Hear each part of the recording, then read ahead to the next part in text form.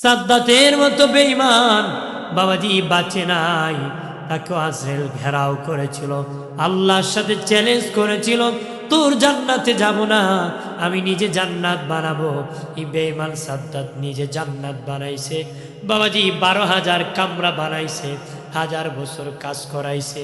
শুনেছে আমার আল্লাহর জান্নাতি হুর গিলমান থাকবে, এই জন্য গ্রামগঞ্জ থেকে নারী জনজন যুবতী দরিয়া হুর বানাইছে। যেদিন উদ্বোধন করতে যাবে তার জান্নাতের সামনে যখন গিয়েছে, আজরাইল তারে ধাক্কা মারছে, আজরাইল তারে ধাক্কা মারছে। তখন সাদ্দাত বলে, কে রে, তোর এত বড় সাহস, আমারে তুই ধাক্কা মারল? ডেকে কয়, আমারে চিনছনি, আমি মালাকুল মউত। আল্লাহ, আমি জানতাম না স্ট্রোক করে মরে যাব, অ্যাক্সিডেন্টে মরে যাব। আল্লাহ, জানতাম না নদীর ঘাটে গোসল করতে মরে যাব। আল্লাহ, জানতাম না হোটেলে নাস্তা করতে গ্যাসের বোতল বাস্টে হয়ে মরে যাব।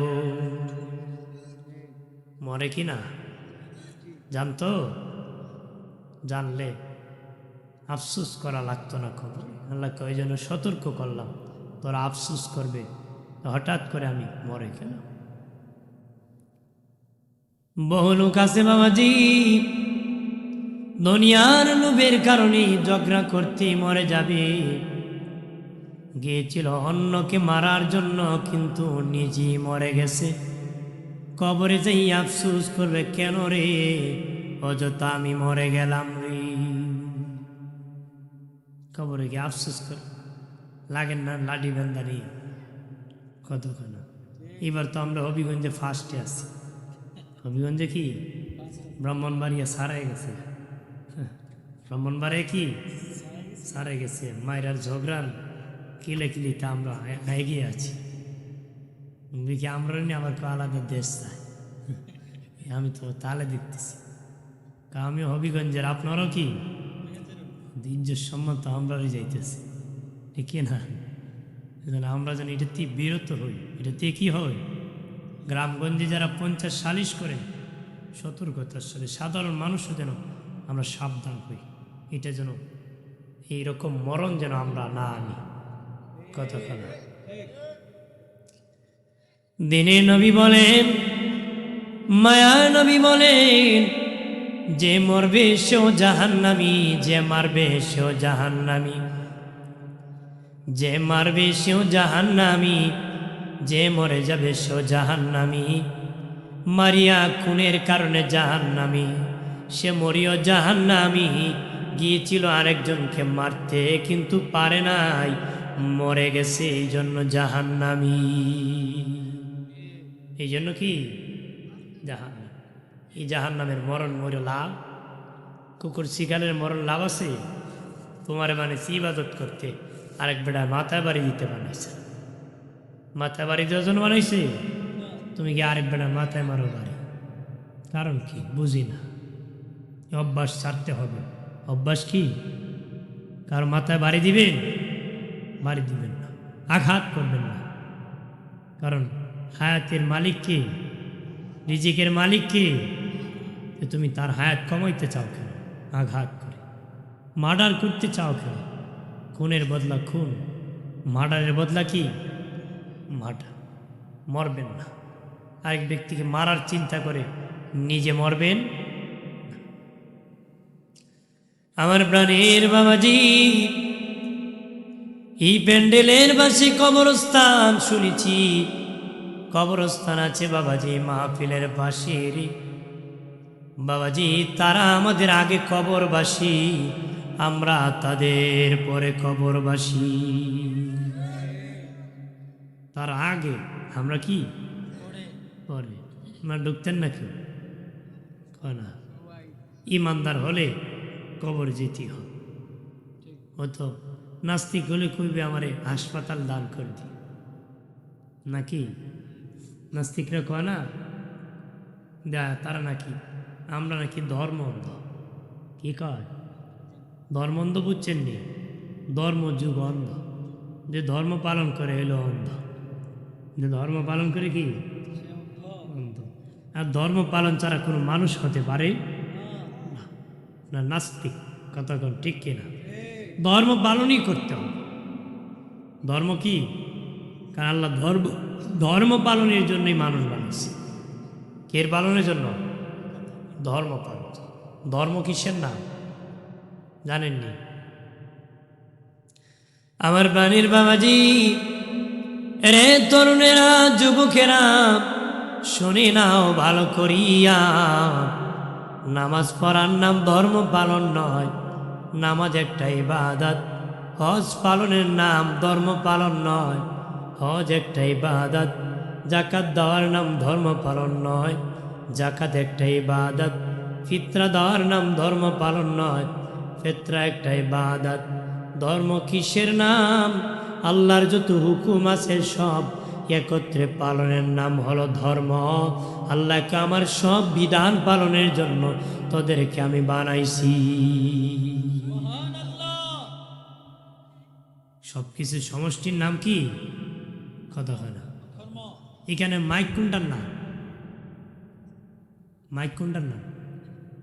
না না, মাইক কোনটার নাম? এখানে একটার নাম মাইক নেই, একটার নামও মাইক না, কিন্তু আমরা খুব মাইকে ওয়াজ করতেছি। কয় না একটার নাম মাইক? হ্যাঁ, একটার নাম stand, microphone, horn, battery, machine, unit, ঠিক কিনা? একটার নাম মাইক না বাবাজি।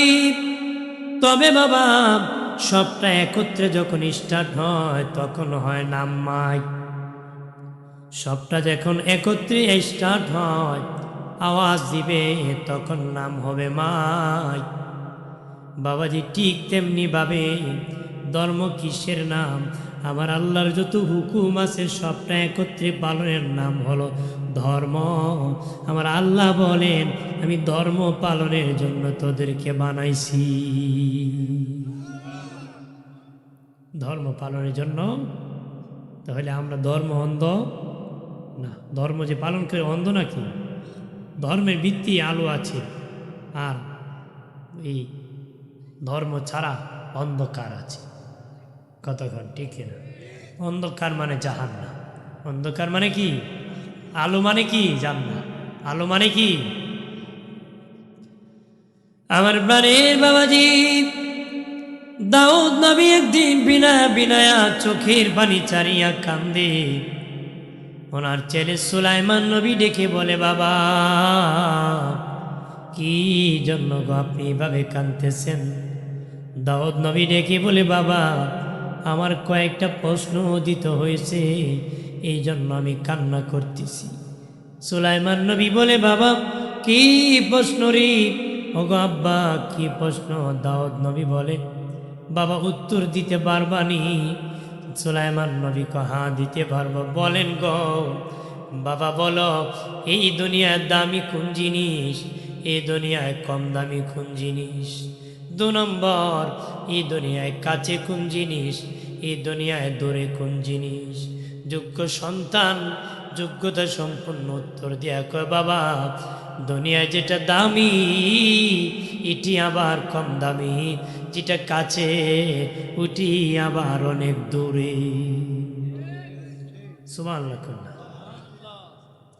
বাবারে, ও বাবা, দুনিয়া যেটা দামি এটি আবার কম দামি, দুনিয়া যেটা কাছে এটা আবার দূরে। দামি কোনটা?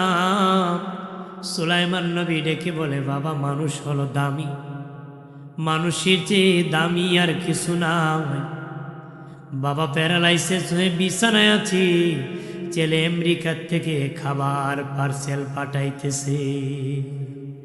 আছে কি না? তাহলে দাম আছে। তাহলে কি মানুষ বড় দামি? ও বাবাজি, কত দাম আছে আর নাই বোঝা যায় বাবা। জন থাকতে যে দাম তাকে, বুড়া হলে মূল্য তাকে নারী তাকেনি, তাকে না। পরিবারের মানুষও বোঝা মনে করে। একটু বেশি কথা কইলে তোমার কাম আল্লাহ আল্লাহ করতে, তুমি তো খালি গেট গেট গেট কথা হয়। হ্যাঁ, অমুক ভাইসা বস্তি একটা তসবি দিছিল, তুমি তসবি ভরতে তোমার দু খালি হবলে কিতাবাক করছত কিতা না হবে না, দাম থাকে না।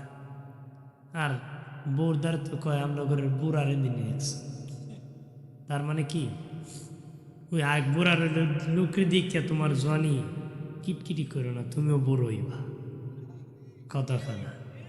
হ্যাঁ, বুড়া হওয়া লাগবো না, দেখো বুড়ানি হইতে পারো, এর আগে তো আজেল ধরতে পারে কি না? মসজিদে গেল ইমাম কই বুড়ায় বলো জ্বালা আছে না, তার মানে মূল্য কমে যায়, তার মানে সবারই কম বেগ, সবারই কি তাই বলে কি বুড়া লোককে কমাইতেছি না, না বুঝাইতেছি যে জোয়ানি শক্তিতে বুড়া মানুষের দিকে চাপ সৃষ্টি করবেন না। আর আপনারও মনে করবেন না যে আমার চেয়ে বড় আর কেউ নাই, আরো বড় আছে কি না? এক বেটা মনে করতো বেটার চেয়ে বড় আর কেউ নাই, বেটা কয় পদ্মা ভিজেছে, আমি একটু দেখে আই, তাকে একে দেখি বিজে গুড়ি, হে বেটা তুই আরো বুড়া এক বেড়ায় কাঁদতেছে। কো চাচা কান্দেন কেন? আমার আব্বাই মারছে। বাকি মারছে। তোমারও বাপ আছে? আমি তো ভাবছিলাম আমার সে মনে বড় বাপ নাই, হলি তোমার বাপের বাপ আছে। জিজ্ঞেস করবো তোমার বাপরে বুড়া কালে কেন তোমার মার?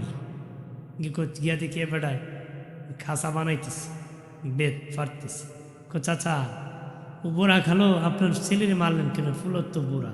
মারত না, তুমি করতে গেছি না সারিস করতে?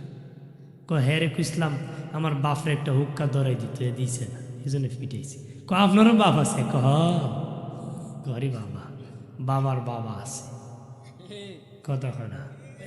নিজের এত বড় বাবা যেন আমরা না ভাবি, প্রত্যেকের উপরেই উপরে আছে, বাঘের উপরে ঢাক আছে কি না?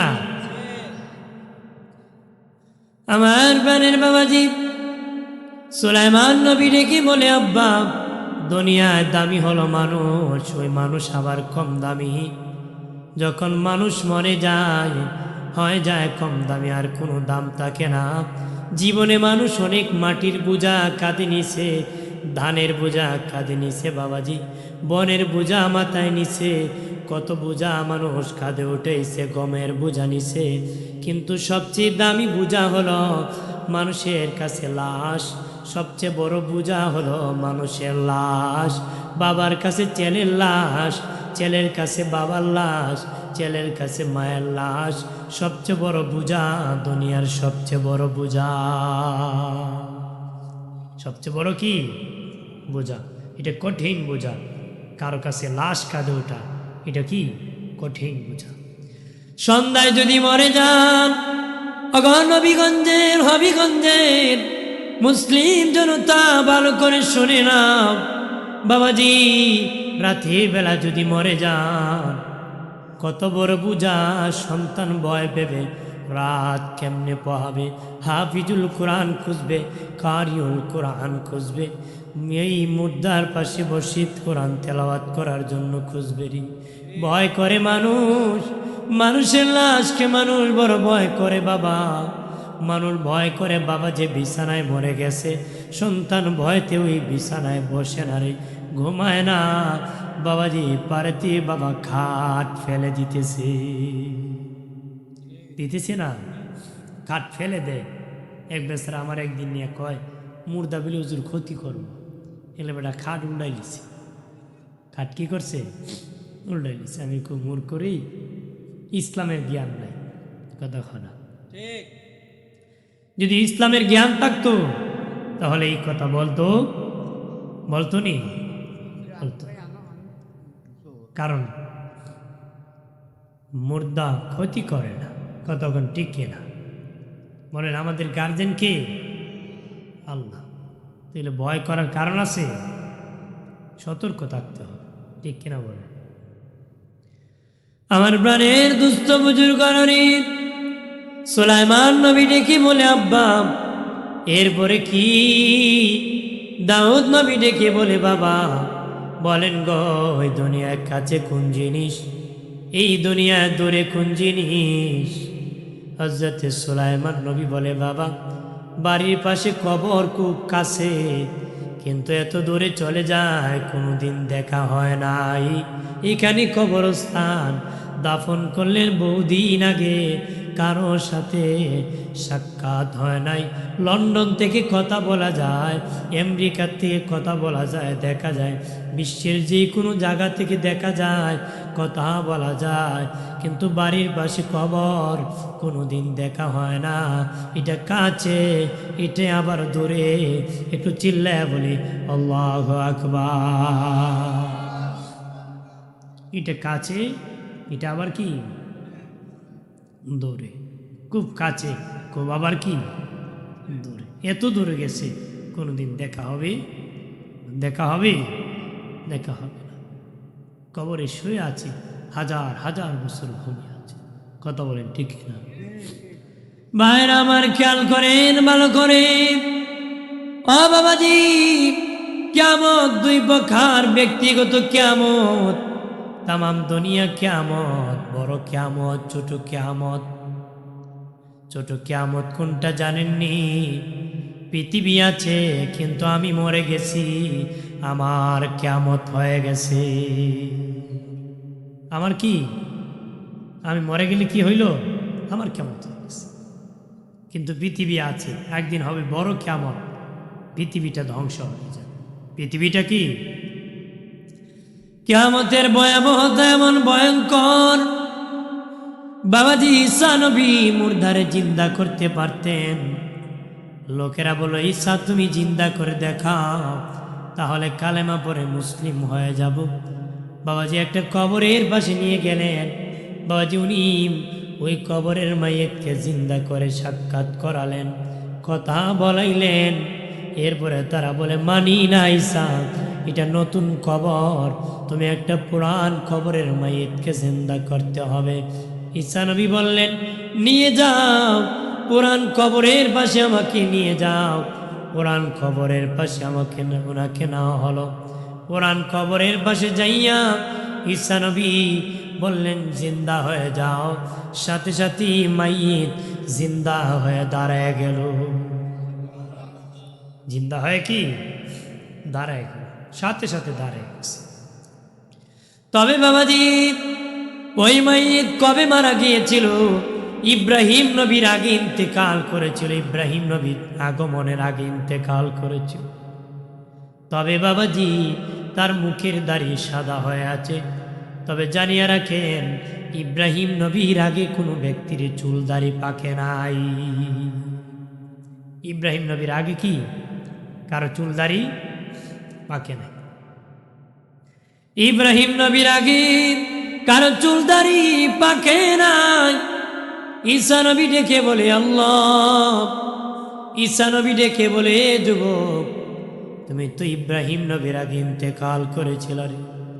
সর্বপ্রথম ইব্রাহিম নবীর চুলদারি পেকেছিল, দুই একটা যখন সাদা হয়েছিল, ইব্রাহিম নবী বলেছিল, আল্লাহ এইটা কি গো? ইব্রাহিম নবী আল্লাহ কে, ইব্রাহিম এটা তোমার ইজ্জত, এটা তোমার সম্মান। ইব্রাহিম নবী আল্লাহ দাড়ি সাদা হলে যদি ইজ্জত বাড়ে, তুমি আরো সাদা করে দাও, আমার কোনো আপত্তি নাই। ঈসা নবী কয়, ইব্রাহিম নবীর আগে কারো চুল দাড়ি পাকে নাই, তোমার কিভাবে পাকলো শোনে নাও। ওগো ঈসা নবী, আমি যেদিন মরে গিয়েছিলাম আমার দাড়ি কাঁচা ছিল, যতদিন কবরে ছিলাম দাড়ি কাঁচা ছিল। যখন আপনি জিন্দা হইতে বললেন, আমি ভাবলাম মনে হয় কিয়ামত কায়েম হয়ে গেছে। ওই কিয়ামতের ভয়াবহতায় ভয়েতে আমার সাথে সাথে চুল দাড়ি সাদা হয়ে গেছে। ভাবছি কিয়ামত হয়ে গেছে, ওইটার ভয়তে আমার চুল দাড়ি সাদা হয়ে গেছে। চুল দাড়ি কি অনেকে কয় না, বয়স হয়েছে না, বড় টেনশনে সব পাইকে গেছে। টেনশনে কি? টেনশনও ফাঁকে। আমার একটু গরম পানি দিলে ভালো হইতো। টেনশনে কি পাকে? করা করে দিয়ে টেনশনে চুলদারি পাকে না। ও বলে আমার কিয়ামতের টেনশনে চুলদারি সাদা হয়ে গেছে। তাহলে আমাদের টেনশন আছে? ইমাম গাজ্জালী রহমতুল্লাহ আলাইহি বলেন, লুকিং গ্লাস, আয়নার দিকে তাকাও, তাকায় দেখো তোমার কালো দাড়ি সাদা হয়ে গেছে, কালো চুল সাদা হয়ে গেছে, চেহারায় লবণ্যতা এসে গেছে। তাল গাছে তাল পাকলে গাছে থাকে না, জোনা নাইকেল গাছে থাকে না, পাকনা আম গাছে থাকে না। বান্দা তোর পাকা ধরেছে দুনিয়া তাকার জাগা নারী। সাল্লাল্লাহু আলা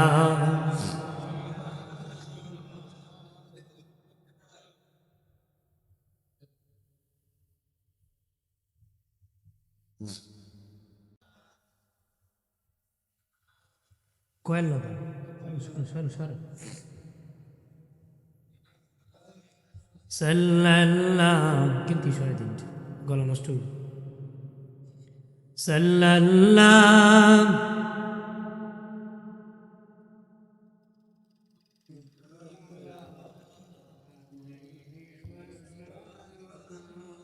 আমল নামায় দরুদ শরীফ বেশি যার, হাসরের দিন সুপারিশ আগে তার। সাল্লাল্লাহু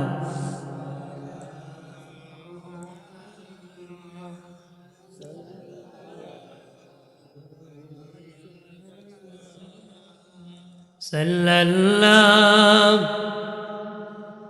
হালকা ইকো দিও, হালকা দিও। আমার প্রাণে দুস্থ বুজুর্গ রানী খেয়াল করেন ভালো করে। এই জন্য ইমাম জালালউদ্দিন রুমি বলেন, এর এই পৃথিবীর মানুষ, তোমার জিন্দিগি কান্নার জিন্দিগি মানাও, চোখের পানি চারতে চারতে জিন্দিগি কাটাও রে, চোখের পানি চারে চারিয়া চারিয়া জিন্দিগি কাটা। যদি দুনিয়া কান্নার জিন্দিগি বানাইতে পারো, কবরে গেলে এমন হাসি দিবা যে হাসি শুরু আছে শেষ নাই। তবে যদি দুনিয়ার ডিগবাজির জিন্দিগি, সিটিংবাজি আর সুদ খাওয়ার ঘুষ খাওয়ার জিন্দিগি কাটাইতে পারো, কবরে গেলে এমন কান্না দিবা যে কান্নার শুরু আছে শেষ নাই। বলেন তামসার জিন্দিগি করবেন না কান্না? কথা হয় না, সারাদিনই কানবেন নাকি? তার মানে তামসা করা যাবে না, ভালোভাবে হাসার কত আছে, কাদার কত কি আছে। আমরা তো খালি তামসা করে, নাটক করে, নাটক মস্কারি করে, ইসলাম নিয়ে ব্যঙ্গ করে, কথা হয় না, আছে কি না? নবীও হাসাতেন তো, নবীও খুশি হতেন, সাহাবীদেরকে হাসাতেন। তো আমাদের মতো না, আমরা তো আকাম করতে গিয়ে হাসি, ভালো কাজে না। বন্ধুত্ব কার সাথে করেন? কয় না না, বন্ধুত্ব করবো ওর সাথে যার সামনে লুঙ্গি কান্দে নিয়ে হাঁটা যায়, ঠিক কিনা? নাহলে কে বন্ধু? একসাথে আকাম করার বন্ধু হয়? হ্যাঁ, এটা না বন্ধুত্ব নাকি? এটা নাম বন্ধুত্ব? বন্ধুত্ব হবে একজন আরেকজনের হাতে ধরে জান্নাতে যাবে, কথা বলেন না, ঠিক কিনা? দয়াল নবী ও সাহাবীদেরকে হাসাইতেন। নবীজি সাহাবায়ে কেরামকে নিয়ে খেজুর খেতেছেন। নবীজি খেজুরের বিচি আলী রাদিয়াল্লাহু তাআলা আনহুর সামনে সব রেখেছেন। খেজুর খাওয়ার শেষে নবী বলেন, উপস্থিত সাহাবীরা বলো রে, কে বেশি খেজুর খেয়েছে তোমরা বলো। একজন আরেকজনের দিকে তাকা, কি বলবে? নবীকে দেখো না, যার সামনে বেশি বেশি সে বেশি খেজুর খাইছে, যার সামনে বেশি বেশি হে বেশি কি খাইছে। হযরত আলী রাদিয়াল্লাহু তাআলা তো বড় আলিম ছিলেন, জ্ঞানী ছিলেন। উনি সাথে সাথে কয়, অনেকে আছে আবার বেশি সহ খেয়ে ফেলছে। অনেকে আছে কি কি সহ খেয়ে ফেলছে? বেশি সহ। কারণ রসুলের সামনে তো কোনো বেশি নাই। তখন সব সাহাবীরা মুচকি হেসে দিছে, মুক্তার দানার মতো দাঁতগুলা বাহির হয়ে গেছে। আরো জোরে প্রাণের বাবাজি খেয়াল করো রে, জিন্দিগিটা তামসার জিন্দিগি বানায় না, রংবাজি আর লটারির জিন্দিগি, জোয়া মারার জিন্দিগি। বাবাজি চক্করবাজি আর বাবা ফ্রি ফায়ার ফ্রি ফায়ার মার মার এরকম খেলাধুলার থেকে বাঁচতে হবে। জিন্দিগি গুডিবাজি আর গুডি সালান লাম্বোট খেলা থেকে বাঁচাতে হবে। হুজুর সময় পাস করি, তোমার বুঝি এত সময় পাইলা বাবা, সময়টা বুঝি তোমার পাস হয় না রে। আজরাইল যেদিন চাপা দিয়া ধরবে সেদিন বুঝবা সময় কেমনে পাস হয়। তুমি বলো হুজুর সময় আমি পাস করতে পারি না, এই জন্য গুটিবাজি করি, এই জন্য আমি একটু টুকনা টুকনি করি রে। আর আমাদের আকাবির বুজুর্গানে দিন সময় পান নাই, কেমনে কেটে গেছে আল্লাহর গোলামি করতে করতে। আর তোমার সময় অবার, এত আয়াত আল্লাহ তোমার দিছে, তুমি সময় মানে ব্যয় করার সময় পাইতেছ, এত হায়াত তোমার আল্লাহ দিল। প্রাণের বাবা দিনারে নূহ নবীকে আমার আল্লাহ 1400 বছর হায়াত দিয়েছিলেন, 1450 বছর হায়াত দিয়েছিলেন, 950 বছর উনি কালেমার দাওয়াত দিয়েছিলেন, 950 বছর কালেমার দাওয়াত দিয়েছিলেন। ইন্তেকালের সময় আজরাইল বলল নূহ নবী কেমন লেগেছে? উনি কয় আমাকে 1450 বছর হায়াত আল্লাহ দিয়েছেন, ওরে কেমনে গিয়েছে আমি টার পাই নাই। আমার কাছে মনে হয়েছে ঘরের সামনের দরজা দিয়ে ঢুকছি, পিছনের দরজা দিয়ে বাহির হয়ে গেছি। আপনার আরো কত আয়াত পাইবেন না, আপনার তো 3000 বছর পাইবেন নাকি? ক হাজার পাইছ? 3000 বছর মানে বহুত বাকি, একবার ভালোই যাবেন। একবারে কি একবার ছেলে আসছে হুজুর আমার বাবা হজু যাইতেছে না। আরে বাবা এইটা আবার কোন কপাল পোড়া, পোলা যে টেকা বাপ খোঁজাইতো না হজু। আমি বললাম চাচা হজু যান না কেন? মাগনা মাগনা যাবেন, ছেলেদের টাকা। কয় বাবা একটু মাগবরি টাকবরি করি তো বিচার আসার ডান বাম করা লাগে। ভাবলাম একবারে ভালোই যাবে, এবারে শেষে একবারে গিয়ে হজ করে একবারে হাজুরি। আরে বাবা মানুষ ভালো এত তাড়াতাড়ি ভালো হয়, চেষ্টা করতে হবে। মানুষ এত তাড়াতাড়ি ভালো হয় না, কিন্তু চেষ্টা করলে ভালো হওয়া যায়। আমার প্রাণের বাবাজিরা রে খেয়াল করেন ভালো করে, ও বাবাজি। এই জন্য হযরতে আলী রাদিয়াল্লাহু তাআলা আনহু বলেন বুজুর্গের বুজুর্গির থেকে আদর্শ উত্তম, বুজুর্গের বুজুর্গির থেকে আদর্শ উত্তম। বুজুর্গের বুজুর্গি ধ্বংস হয়ে যেতে পারে বাবাজি, টাকা দ্বারা বিক্রি হয়ে যেতে পারে। 70 বছরের আমল বাবা একদিনে সব শেষ করে দিতে পারে, কিন্তু আদর্শওয়ালার আদর্শ ধ্বংস হবে না রে। আদর্শওয়ালার আদর্শ ধ্বংস হবে না। যদিও নেকি কম, তার আদর্শের ওপর থাকলে জান্নাত। 70 বছরের জামাত আছে, কিন্তু সকালে একটা কয়, বিকালে আর একটা কয়। নামাজে কয় সোজা পথ দেখাও, বের হয়ে বাঁকা পথে হাঁটে। কয় সুবহানাল্লাহ, অমুকের বউ গেল কেমনে? এই আমলের কোনো দাম নাই। নিরুবা বাবাজি আল্লাহর সন্তুষ্টির জন্য আমল করতে হবে রে। আদর্শ ঠিক রাখিয়া নেক আমল করো রে। এই জন্য হযরত আলী রাদিয়াল্লাহু তাআলা আনহু বলেন বুজুর্গের বুজুর্গির থেকে আদর্শ উত্তম। উনি আরো বলেন দোকানের তালা খুললে বোঝা যায় এটা কয়লার দোকান না স্বর্ণের দোকান। দোকানের তালা খুললে বোঝা যায় এটা কয়লার দোকান না স্বর্ণের দোকান। তোমার আমার মুখের কথা শুনলে বোঝা যায় এটা কয়লার মুখ না স্বর্ণের মুখ। জানিয়ারা করে খারাপ বলি যারা বলে ভালো হতে পারে না। কয়লা ধইলে ময়লা যায় না। কে ভালো হয়? যে হেদায়েত চায় সে হেদায়েত পায়। আল্লাহকে যে ভয় করে মুখ সে ভালো করতে পারে রে। এই জন্য মরণ একদিন পাকড়াও করবি, কথা বলা বন্ধ হয়ে যাবি রে, জবান বন্ধ হয়ে যাবি, হাত চলাফেরা বন্ধ হয়ে যাবে, পা নাড়াচাড়া বন্ধ হয়ে যাবে, উঠা বসা বন্ধ হয়ে যাবে, দৌড়াদৌড়ি বন্ধ হয়ে যাবি, কিছুই থাকবে না, বাহাদুরি চলবে না। কত বাহাদুরি হাত দিয়া করেছেন, পা দিয়া করেছেন, টাকা দিয়া করেছেন। বহু রিস্কাওয়ালা এখনো রিস্কাওয়ালা আছে, বহু কোটিপতি ফকির হয়ে তাল নিয়ে রাস্তায় ঘুরাইতেছে। কথা বলেন না।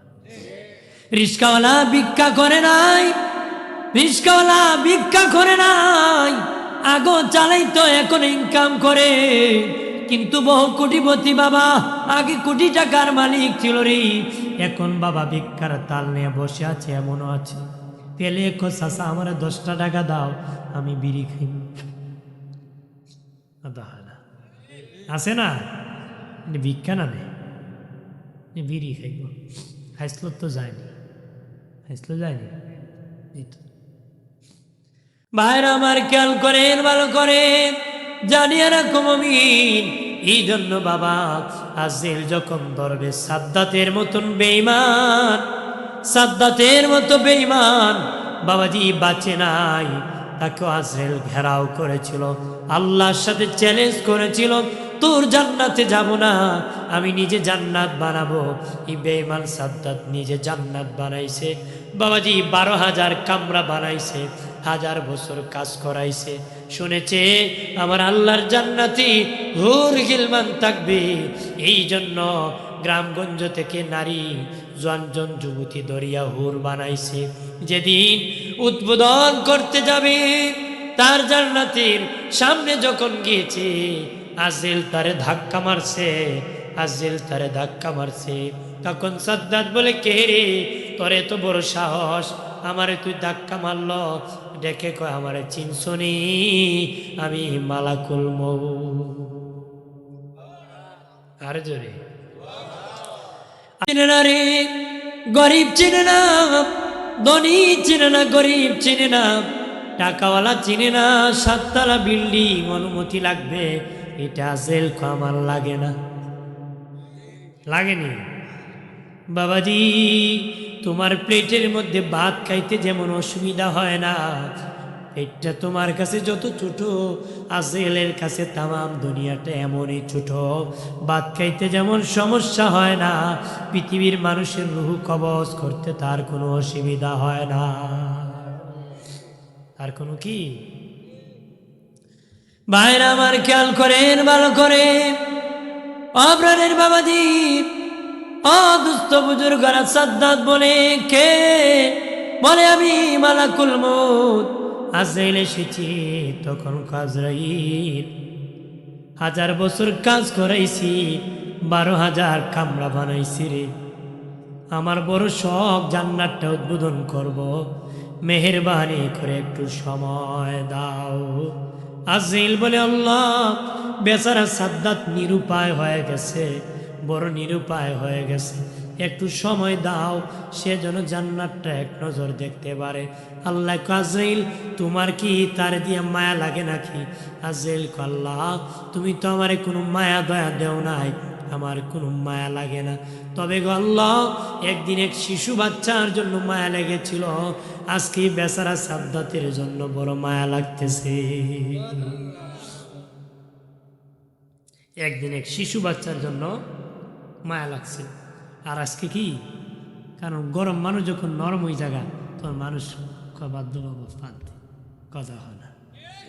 হ্যাঁ, খুব গরম, কিন্তু আপনার কাছে কি হবে ইচ্ছা বাবারি হেরে আজকে দিয়ে না, ঠিক কিনা?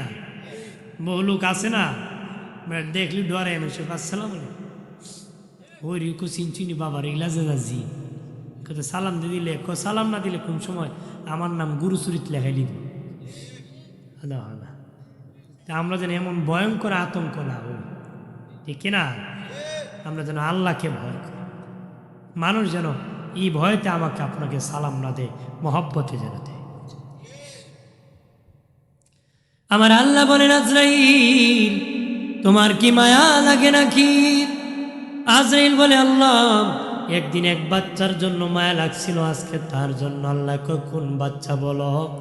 আল্লাহ তুমি একটা ঘূর্ণিঝড় দিয়েছিলাম, সেখানে মানুষের বাড়ি ঘর ভাসিয়ে গিয়েছে, হঠাৎ করে নদীর মধ্যে একজন নারী তক্তার ওপর বেসে গিয়েছিল, তখন এই তক্তার ওপর ওই মহিলা একটা ছেলে প্রসব করেছিল, তখন তুমি আমাকে হুকুম করেছিলা ওই মেয়ের রূহ কবজ করে যেন আমি সমুদ্রে বাসায় দিই, তক্তার মধ্যে যেন বাচ্চাটাকে বাসায় দিই।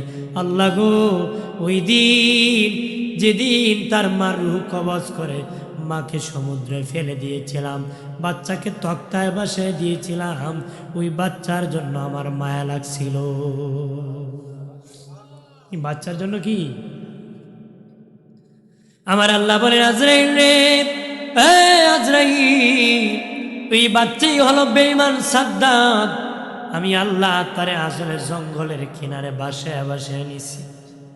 জঙ্গলে একটা বাঘিনীর বাচ্চা মরে গেছে, তার স্তনের মধ্যে প্রচন্ড দুধ আছে। ওই বাঘের অন্তরে আমি মানুষের মায়া দিয়েছিলাম। বাঘ তখন তাকে নিয়ে কুলের মধ্যে নিয়ে দুধ খাওয়াইছে। কতদিন খাওয়াইছে? 12 মাস পর্যন্ত বাঘের দুধ আমি খাওয়াইয়া তারে বড় করছি, লালন পালন করছি।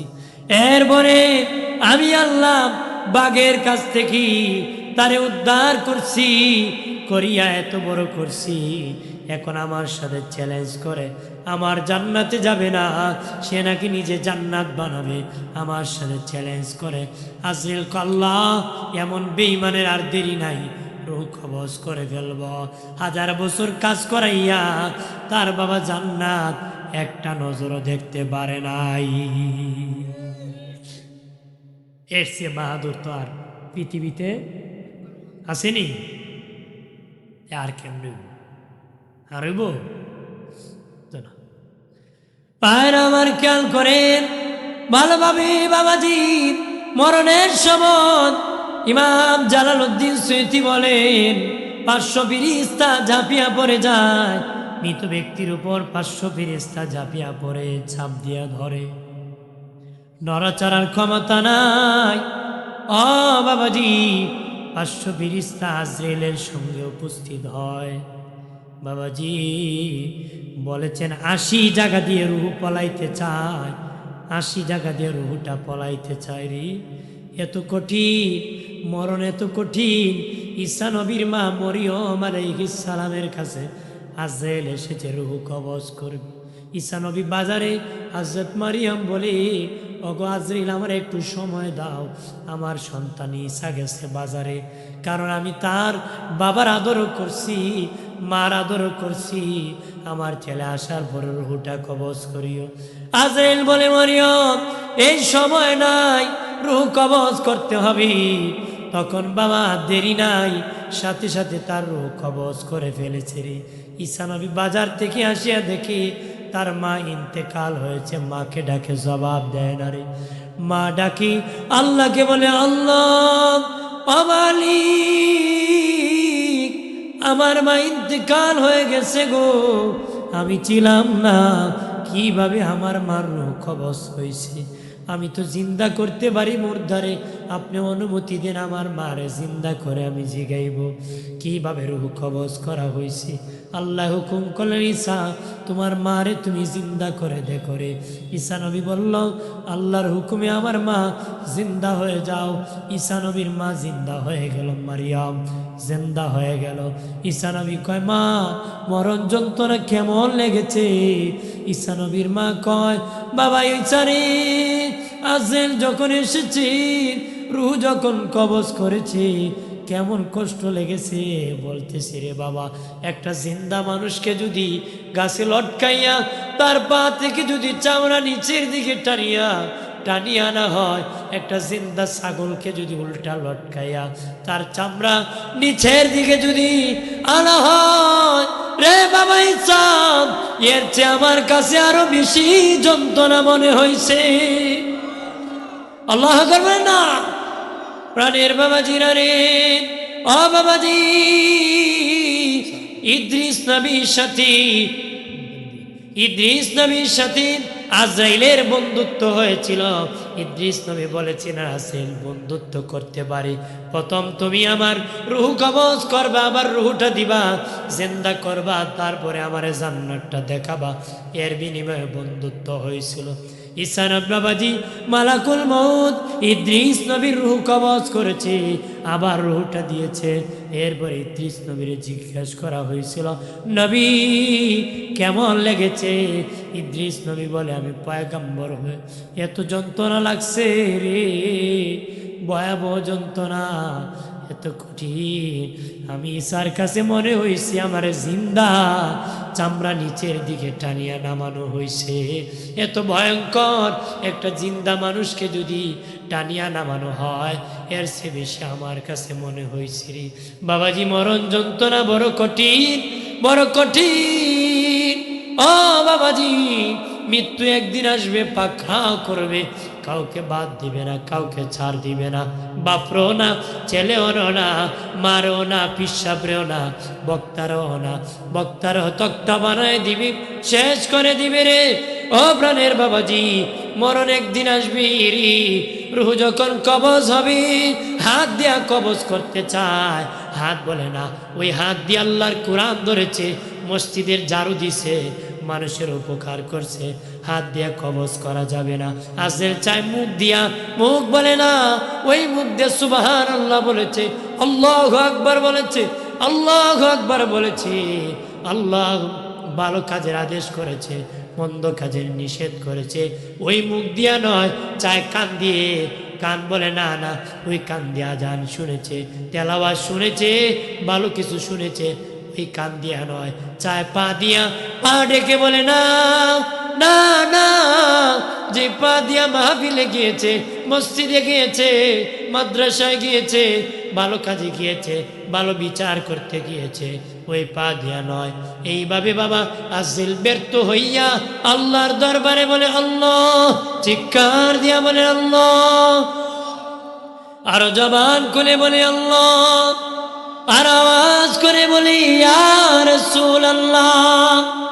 ডেকে বলে মালিক, ও মালিক, তোমার বান্দার রূহ কোন দিকে আমি কবজ করতে পারতেছি না গো আল্লাহ। আল্লাহ কয়, আমার বান্দার হাত আমার কুদরতি হাত হয়ে গেছে, আমার বান্দার পা আমার কুদরতি পা হয়ে গেছে, আমার বান্দার জবান আমার কুদরতি জবান হয়ে গেছে, আমার বান্দার কান আমার কুদরতি কান হয়ে গেছে। এর মানে কি হলো, ব্যাখ্যা কি? তার হাত আমার ইচ্ছার বিপক্ষে চলে নাই, তার জবান আমি বেজার হবে এমন কথা বলে নাই, তার কান আমি বেজার হবে এমন শুনে নাই, তার পা আমি বেজার হব এমন রাস্তায় হাঁটে নাই। এই জন্য এইগুলার পাওয়ার বেড়ে গেছে রে আজরাইল। আজরাইল যা যা, তোর হাতের মধ্যে আমি আল্লাহর ইসমে জাতের নাম আল্লাহ, ওই নামটা আমার বান্দা বান্দির সামনে ধর। আমার বান্দা বান্দি আমার নাম দেখার পরে আমার নামে ফানা হয়ে যাবে, আমার দিদারের জন্য বেহুশ হয়ে যাবে, সাথে সাথে তার রূহটা কবজ হয়ে যাবে। জোরে আল্লাহ।